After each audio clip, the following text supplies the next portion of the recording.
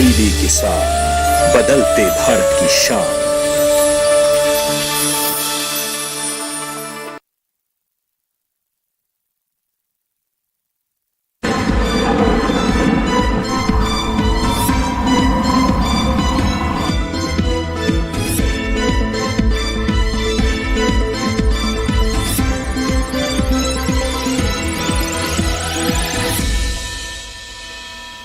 नमस्कार, आप सभी का स्वागत मौसम खबर में। मैं हूं मुकुल शर्मा। मौसम खबर में जानेंगे आने वाले दिनों में मौसम की स्थिति कैसी रहेगी, तापमान की स्थिति की बात आपको बताएंगे क्या रह सकती है, और साथ ही अलग अलग शहरों में वायु गुणवत्ता का स्तर। लेकिन सबसे पहले बात कर लेते हैं मौसम की बड़ी खबरों की। जी हां, सबसे पहले जो बड़ी खबर है वो कहां से आ रही है, इस पर आइए हम नजर डाल लेते हैं। और खासतौर से अलग अलग राज्यों की अगर बात की जाए, क्या स्थिति उनमें बनी हुई है, बड़ी खबर के रूप में आपको हम बता रहे हैं। सबसे पहले जम्मू कश्मीर से आप देख सकते हैं कहीं कहीं यहां पर शीतलहर चलने का अनुमान जताया गया है भारत मौसम विज्ञान विभाग द्वारा। इसी के साथ ही उत्तराखंड की अगर बात की जाए तो यहां भी छिटपुट हिस्सों में शीतलहर की संभावना जताई गई और इसी वजह से तापमान में गिरावट भी हम देख पा रहे हैं। पंजाब की भी अगर बात करें तो यहां भी इक्का दुक्का जगह काफी घने कोहरे के आसार फिलहाल बनते हुए नजर आ रहे हैं। इसके साथ ही हरियाणा की भी अगर बात की जाए तो गिने चुने इलाकों में ही घना कोहरा यहां छा सकता है। और इस बार खासतौर से अगर बात करें पंजाब की तो यहां पर जो दिन है वो कहीं कहीं ठंडा भी रहेगा, यानी तापमान में गिरावट आएगी शीतलहर की वजह से भी। और इसके साथ ही आने वाले दिनों में स्थिति क्या होगी जान लेते हैं मौसम पूर्वानुमान में। सबसे पहले बात करेंगे यहां पर हम किस तरीके से अलग अलग राज्यों के लिए चेतावनी जो है वो जारी की गई है, कहां कहां पर आप जाहिर तौर पर अभी अलग अलग रंग जो है वो यहां देख पा रहे होंगे। अलग अलग रंग जो है वो इसी बात को दर्शाते हैं कि कहां पर चेतावनी है कहां पे नहीं। सबसे ज्यादा जो हरा रंग आप देख पा रहे हैं इसका मतलब है कि इन राज्यों में किसी तरह की कोई चेतावनी नहीं है और सावधान रहने की जो बात कही गई है आप देख रहे होंगे। केसरिया रंग आपको नजर आ रहा होगा। ना सिर्फ पूर्वी मध्य प्रदेश की बात की जाए, पंजाब हरियाणा की हम बात करें तो यहां पर आपको बता दें शीतलहर चल सकती है, साथ ही पाला पड़ने की भी संभावना। और सौराष्ट्र कच्छ में भी आप देख सकते हैं यहां भी मौसम में बदलाव नजर आ रहा है। नजर बनाए रखने की बात कहां कहां है आप देख सकते हैं। ना सिर्फ पूर्वोत्तर भारत की हम बात करें, जम्मू कश्मीर की बात की जाए, हिमाचल प्रदेश, उत्तराखंड, तो यहां भी कई जगह शीतलहर चलने की संभावना और इसी वजह से मौसम विभाग द्वारा नजर बनाए रखने की बात कही गई है। अब आपको राज्यवार हम बता देते हैं क्या स्थिति रहेगी। बारिश की अगर बात की जाए तो आप देख सकते हैं जम्मू कश्मीर, लद्दाख, हिमाचल प्रदेश, उत्तराखंड की बात करें, हरियाणा, इसके साथ साथ पश्चिमी उत्तर प्रदेश, पूर्वी उत्तर प्रदेश, फिलहाल यहां बारिश नहीं होगी। पूरी तरीके से मौसम जो है वो साफ नजर आ रहा है। आप देख सकते हैं इस मानचित्र में जो दर्शाया गया है फिलहाल कहीं भी बारिश की स्थिति नहीं है। हालांकि अब जरूर इन राज्यों में जो शीतलहर है उसका असर हमें जरूर देखने को मिल रहा है, लेकिन अच्छी बात यह कि फिलहाल इन राज्यों में कहीं भी बारिश नहीं होगी। भारत मौसम विज्ञान विभाग द्वारा जानकारी दी गई। पूर्वी भारत का अगर रुख करें तो आप देख सकते हैं कहीं कहीं बारिश आपको नजर आ रही होगी अरुणाचल प्रदेश में। उसके अलावा बिहार की बात की जाए, झारखंड की हम बात करें, ओडिशा या हमारे पूर्वोत्तर के जो तमाम राज्य हैं उनको देखा जाए, आगे पश्चिम बंगाल की बात की जाए तो यहां भी फिलहाल बारिश नहीं होगी, यानी यहां भी मौसम साफ रहेगा। दक्षिण का अगर रुख करें तो आप देख सकते हैं तमिलनाडु, केरल में जरूर कहीं कहीं बारिश हो सकती है। इसके अलावा तेलंगाना की बात की जाए, तटीय आंध्र प्रदेश या भीतरी उत्तरी कर्नाटक की हम बात करें, भीतरी दक्षिण कर्नाटक की बात की जाए, फिलहाल इन राज्यों में बारिश नहीं होगी। रायलसीमा में भी आप देख सकते हैं मौसम साफ रहेगा, यहां भी बारिश की संभावना नहीं जताई है भारत मौसम विज्ञान विभाग द्वारा। मध्य भारत की अगर बात की जाए तो आप देख सकते हैं सभी जगह आप ये सफेद रंग जो है आपको नजर आ रहा होगा, इसका मतलब है कि बारिश नहीं होगी। फिर चाहे मध्य प्रदेश की बात की जाए, छत्तीसगढ़ की हम बात करें या महाराष्ट्र का क्षेत्र, विदर्भ, मराठवाड़ा, मध्य महाराष्ट्र, कोंकण, गोवा में फिलहाल बारिश नहीं होगी। वहीं गुजरात में भी, उसके साथ साथ राजस्थान का क्षेत्र, पूर्वी और पश्चिमी राजस्थान की भी अगर बात की जाए तो यहां भी फिलहाल बारिश की संभावना नहीं है। लेकिन पिछले 24 घंटों में कहां कहां बारिश हुई ये आप जरूर देख सकते हैं। ना सिर्फ शीतलहर जो है वो भी आपको नजर आ रही होगी, खासतौर से पूर्वी मध्य प्रदेश की बात की जाए, हरियाणा की बात करें या पंजाब की हम बात करें तो यहां शीतलहर चली। और जम्मू कश्मीर में ना सिर्फ बारिश बल्कि कई जगह जो बर्फबारी है वो भी दर्ज की गई। साथ ही साथ इन राज्यों में आपको बता दें कोहरे की स्थिति भी नजर आ रही है यहां पर सीधे तौर पर। और इसके अलावा आप देख सकते हैं अगर हम पूर्वी उत्तर प्रदेश की बात करते हैं या जम्मू कश्मीर की ये बात कर ली जाए तो यहां ये कोहरे की स्थिति है जो आप देख पा रहे हैं, अलग रंग जो आपको दिख रहा होगा। इन राज्यों में पिछले दिनों जो कोहरे की स्थिति है वो दर्ज की गई, कहीं कहीं छिटपुट इलाकों में ही जो घना कोहरा है वो छाया रहा। तो ये तो बात हुई कोहरे की स्थिति की, लेकिन इसके साथ साथ अगर खासतौर से हम बात करते हैं अलग जो क्षेत्र हैं उनकी, आप देख सकते हैं यहाँ पर झारखंड में भी कहीं कहीं पर जो कोहरे की स्थिति है वो दर्ज की गई कुछ एक इलाकों में। और इसके साथ ही अलग अलग क्षेत्रों की अगर बात की जाए वहां पर क्या स्थिति रही ये लगातार आपको हम बता रहे हैं। खासतौर से झारखंड में हमने जाना पिछले 24 घंटों के दौरान क्या स्थिति दर्ज की गई है, लेकिन खासतौर से सौराष्ट्र कच्छ की अगर बात की जाए तो आप देख सकते हैं यहाँ भी जो शीतलहर है उसकी संभावना जताई गई थी और वाकई स्थिति जो है कुछ ऐसी ही नजर आई। पिछले 24 घंटों के दौरान की स्थिति ये है जहां पर लगातार भारत मौसम विज्ञान विभाग द्वारा बताया गया था। तो जाना आपने किस तरीके से जो स्थिति है वो फिलहाल बनी हुई है। लेकिन फिलहाल मौसम खबर में यहाँ वक्त हो चला एक छोटे से ब्रेक का। ब्रेक से लौटेंगे तो आपको बताएंगे तापमान की स्थिति कैसी रही देश के अलग अलग राज्यों में। फिलहाल रुक रहे हैं एक छोटे से ब्रेक के लिए।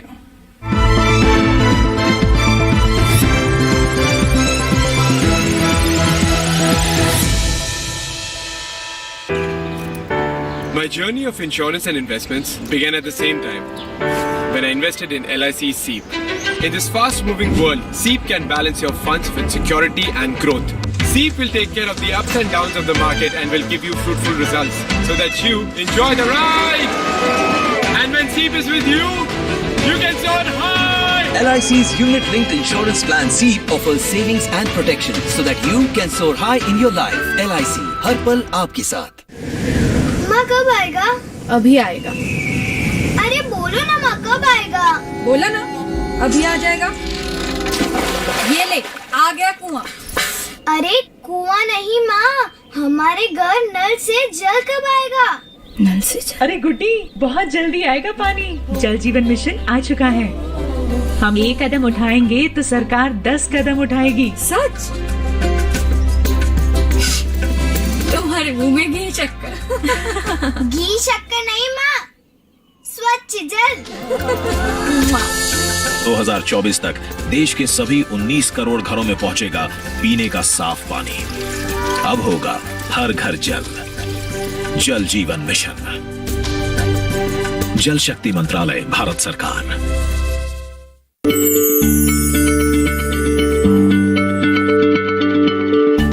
क्या आप किसी बीमारी से परेशान हैं? चाहते हैं डॉक्टर की सलाह? तो हम हैं आपके साथ।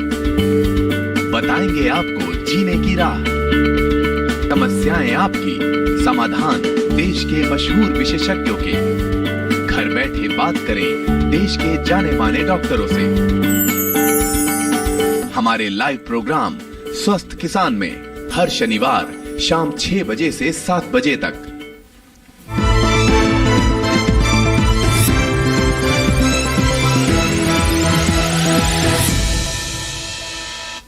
तो ब्रेक के बाद आप सभी का एक बार फिर स्वागत मौसम खबर में। ब्रेक जाने से पहले आपने जाना अलग अलग राज्यों में बारिश की स्थिति कैसी रह सकती है और कहां पर शीतलहर चलने की संभावना है। कई जगह कोहरा भी छा रहा है तो कई स्थानों पर पाला पड़ने का भी अनुमान जताया गया है। लेकिन आइए अब आगे बढ़ते हैं और बात कर लेते हैं तापमान के हाल की। जी हाँ, सबसे अधिक तापमान और सबसे कम तापमान कहां दर्ज हुआ इसके लिए हम आपको बता दें। सबसे पहले न्यूनतम तापमान की अगर बात की जाए तो मध्य महाराष्ट्र में पिछले 24 घंटों के दौरान आप देख सकते हैं 5 डिग्री सेल्सियस अधिक दर्ज किया गया जो न्यूनतम तापमान की स्थिति है। साथ ही अगर बात की जाए खासतौर से पूर्वी मध्य प्रदेश और पश्चिमी मध्य प्रदेश की तो यहां भी न्यूनतम तापमान सामान्य के मुकाबले 5 डिग्री सेल्सियस अधिक यानी ज्यादा दर्ज किया गया।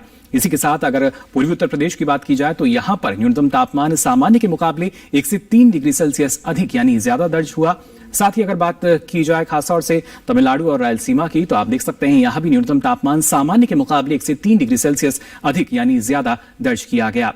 वहीं खासतौर से आप देख सकते हैं मराठवाड़ा और कोंकण गोवा की अगर बात की जाए तो यहां भी न्यूनतम तापमान सामान्य के मुकाबले 1 से 3 डिग्री सेल्सियस अधिक दर्ज हुए। इसके साथ ही अगर खासतौर से बात करें पश्चिमी राजस्थान के चुरू की तो न्यूनतम तापमान आप देख पा रहे हैं 0 डिग्री सेल्सियस यहां दर्ज हुआ जो कि सबसे कम तापमान है पिछले 24 घंटों के दौरान। अब आइए अधिकतम तापमान का हाल हम जान लेते हैं क्या स्थिति दर्ज की गई। असम और मेघालय की अगर बात करें तो अधिकतम तापमान सामान्य के मुकाबले 1 से 3 डिग्री सेल्सियस अधिक यहां पर दर्ज हुआ। इसके साथ ही अगर बात की जाए खासतौर से केरल की तो यहां भी आप देख सकते हैं अधिकतम तापमान सामान्य के मुकाबले 1 से 3 डिग्री सेल्सियस अधिक दर्ज हुआ। साथ ही खासतौर से अब देख सकते हैं हरियाणा की बात की जाए, राजधानी दिल्ली की बात की जाए तो अधिकतम तापमान 5 डिग्री सेल्सियस कम यहां दर्ज किए गए हैं। जिस तरीके से मौसम में बदलाव आ रहा है और खासतौर से जम्मू कश्मीर की बात करें, हिमाचल प्रदेश की बात करें तो यहां भी अधिकतम तापमान सामान्य के मुकाबले 3 से 5 डिग्री सेल्सियस कम दर्ज किया गया। अधिकतम तापमान की स्थिति आप जान रहे हैं। ओडिशा की भी अगर बात करें तो यहां भी अधिकतम तापमान सामान्य के मुकाबले 3 से 5 डिग्री सेल्सियस कम दर्ज हुआ। इसी के साथ ही अगर खासतौर से बात करें पश्चिमी उत्तर प्रदेश की और पंजाब की, तो यहां भी आप देख सकते हैं जो अधिकतम तापमान है 1 से 3 डिग्री सेल्सियस कम रहा अगर सामान्य के मुकाबले इसको हम देखते हैं। लेकिन सबसे अधिक तापमान की अगर बात की जाए, लेकिन उससे पहले आपको बता दें तमिलनाडु में 1 से 3 डिग्री सेल्सियस यहां पर कम दर्ज हुआ अधिकतम तापमान सामान्य के मुकाबले। इसी के साथ ही अगर आप देखते हैं केरल के कन्नूर की अगर बात की जाए तो 35.6 डिग्री सेल्सियस रहा, जो कि सबसे अधिक तापमान है पिछले 24 घंटों के दौरान। तो जाना आपने सबसे कम और सबसे अधिक तापमान जो है किन किन शहरों में दर्ज किया गया। लेकिन देश के बाकी शहरों की अगर बात की जाए, जो प्रमुख शहर हैं, वहां पर तापमान की स्थिति कैसी रही, आइए इसका लेते हैं जायजा।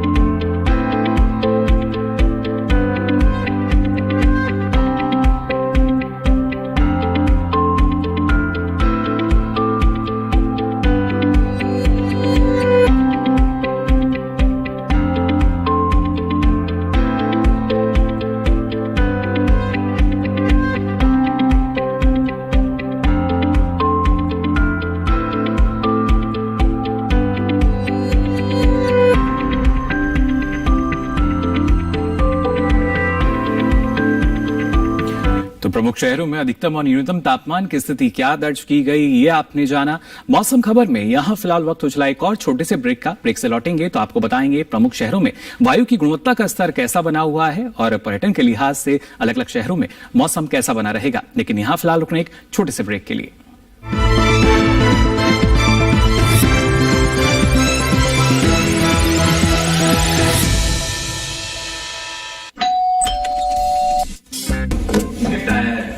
अरे वाह, लेजेंड की बैट, इससे तो मैं खेलूंगा। फ्यूचर बैटिंग लेजेंड है। इसमें जिसका नाम लिखा है बैट उसी को मिलेगी। अरे यार, देखा, अगर इस पे मेरा नाम नहीं लिखा होता तो कितनी दिक्कत हो जाती। इसलिए आरबीआई कहता है बैंक अकाउंट हो या बैंक लॉकर, उसमें नॉमिनी का नाम जरूर दर्ज करें ताकि आपकी जमा पूंजी उसी को मिले जिसे आपने नामित किया है। आरबीआई कहता है जानकार बनिए, सतर्क रहिए। हर जोखिम से निकल कर फसल आए, सुरक्षित हो जाए। फसल बीमा से हर किसान अब आत्मनिर्भर हो जाए। अब सूखा पड़े या बाढ़ आ जाए, कोई डर नहीं।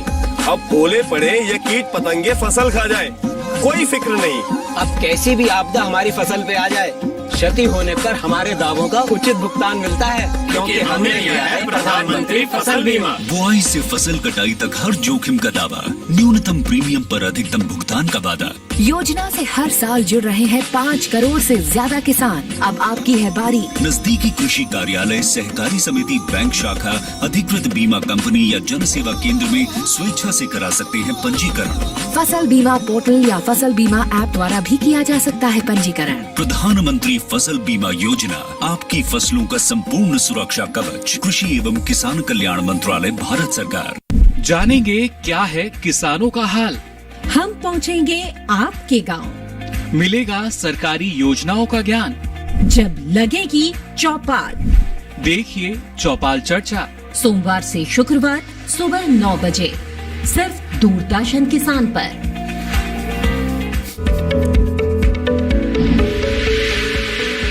खुशहाल होंगे खेत, पशु रहेंगे स्वस्थ, सरकारी स्कीम का होगा लाभ। जब एक्सपर्ट्स का मिलेगा साथ, आपके सवाल विशेषज्ञों के जवाब, सिर्फ एक फोन कॉल की दूरी पर। देखिए किसानों का अपना प्रोग्राम हेलो किसान, सोमवार से शुक्रवार शाम 6 बजे से सिर्फ दूरदर्शन किसान पर।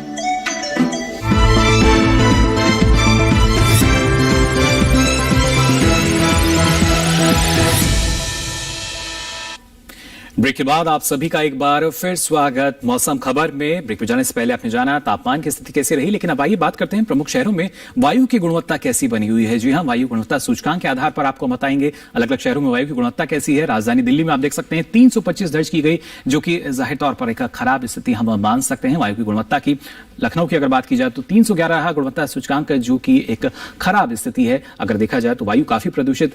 पटना की अगर बात करें 309 रहा है गुणवत्ता सूचकांक, जो कि एक खराब स्थिति स्थिति में आता है और यहाँ काफी आवश्यकता कि इसमें सुधार किया जाए। हालांकि बेंगलुरु में 107 रहा गुणवत्ता सूचकांक के आधार पर, जो कि एक संतोषजनक स्थिति है और करीब करीब है अच्छे के भी। वहीं पुणे की अगर बात करें तो 145 दर्ज किया गया गुणवत्ता सूचकांक के आधार पर, जो कि एक संतोषजनक स्थिति मानी जा सकती है। लेकिन बेहतरी के लिए लगातार प्रयास जो है वो करने होंगे, किस तरीके से गुणवत्ता सूचकांक के आधार पर इसको हम कम कर सकते हैं। हैदराबाद की अगर बात की जाए तो 158 यहां दर्ज किया गया, जो कि एक संतोषजनक स्थिति जाहिर तौर पर हम मान सकते हैं वायु के गुणवत्ता स्तर की। कोलकाता की अगर बात की जाए तो 227 रहा, जो कि थोड़ी खराब स्थिति के श्रेणी में आपको नजर यहां पर आ रहा होगा जिसका रंग है। हालांकि मुंबई की अगर बात करें तो 131 यहां दर्ज किया गया, जो कि एक संतोषजनक स्थिति मान सकते हैं गुणवत्ता सूचकांक के आधार पर। अब आइए आगे बढ़ते हैं और बात करते हैं पर्यटन पूर्वानुमान के। अलग अलग शहरों में अगर आप घूमने जा रहे हैं तो किस तरह का मौसम रहेगा। सबसे पहले ये रुक कर लेते हैं अरुणाचल प्रदेश के तवांग का। तो आप देख सकते हैं अगले 4 दिन यहां पर आपको बर्फबारी होती नजर आ रही होगी। शनिवार, रविवार, सोमवार और मंगलवार को तो यहां पर बर्फबारी हो सकती है और अधिकतम न्यूनतम तापमान जो है वो भी आप यहां देख पा रहे होंगे।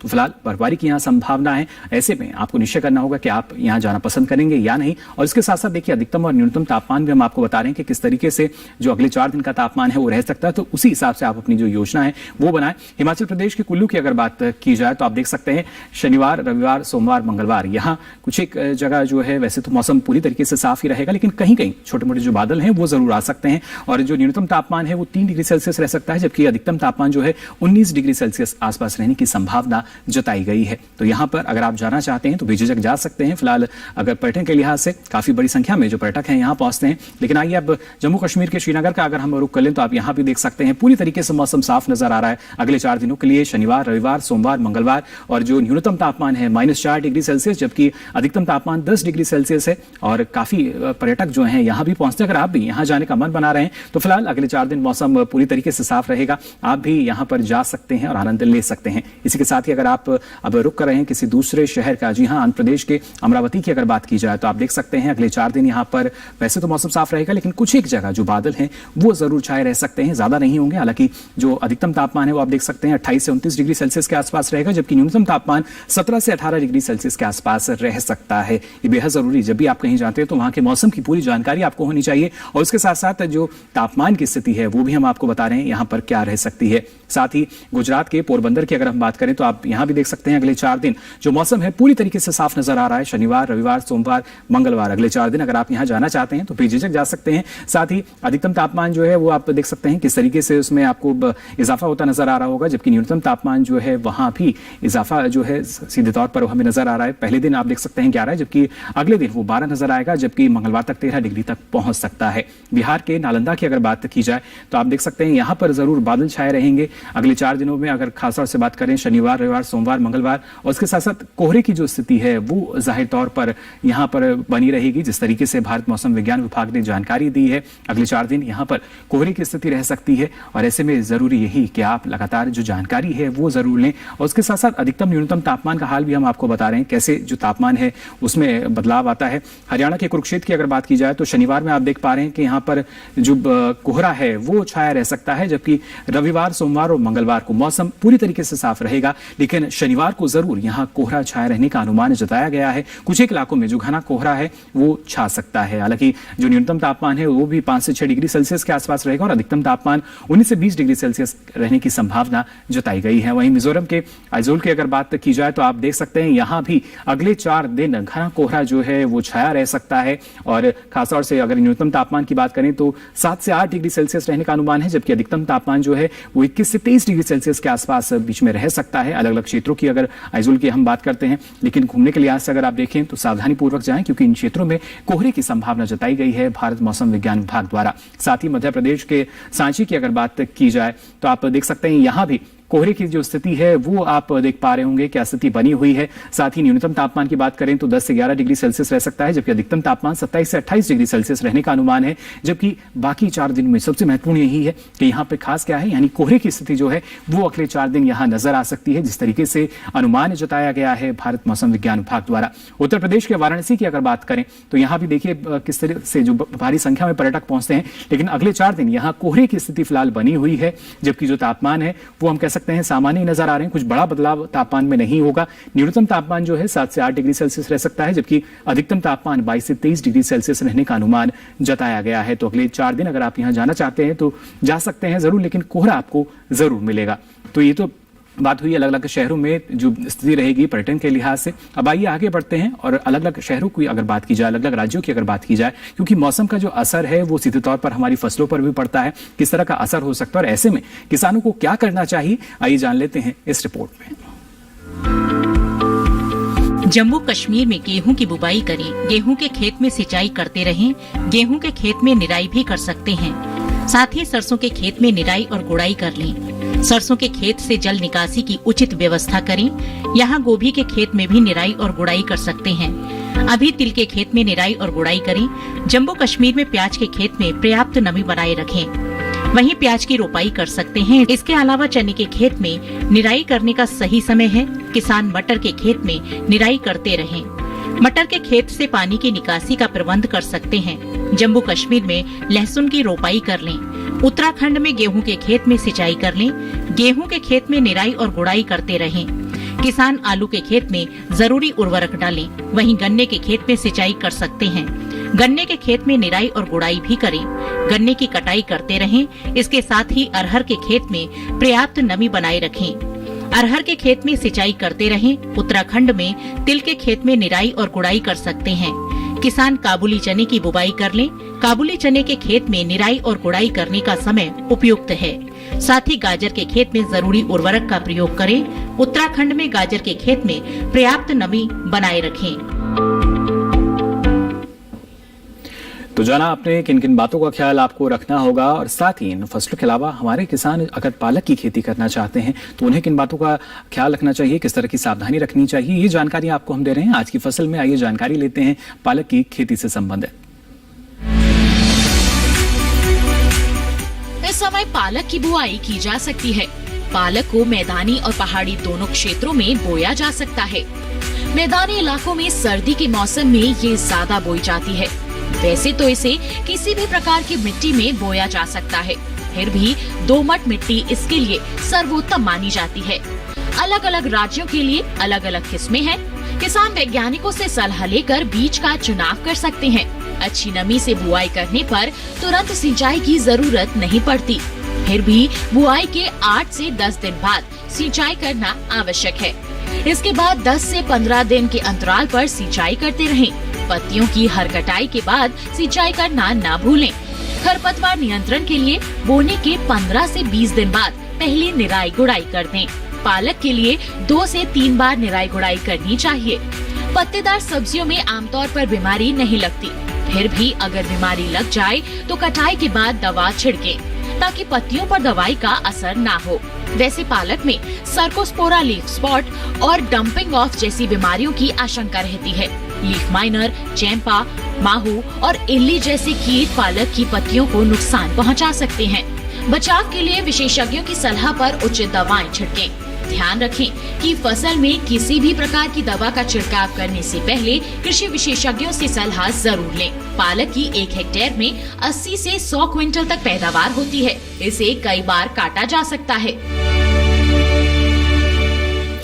तो जाना आपने इस मौसम में किस तरीके से सफलतापूर्वक आप पालक की खेती भी कर सकते हैं। साथ ही मौसम से जुड़ी हर ताजा जानकारी आपने मौसम खबर में जानी। आपको बता दें आप ये सभी जानकारी आप डीडी किसान के यूट्यूब चैनल पर भी ले सकते हैं। इसके लिए आपकी टीवी स्क्रीन पर जो QR कोड दिखाया जा रहा है इसे आप स्कैन कीजिए, फिर ये मौसम की सारी जानकारी मौसम खबर के साथ आप ले सकेंगे यूट्यूब के माध्यम से कभी भी कहीं भी।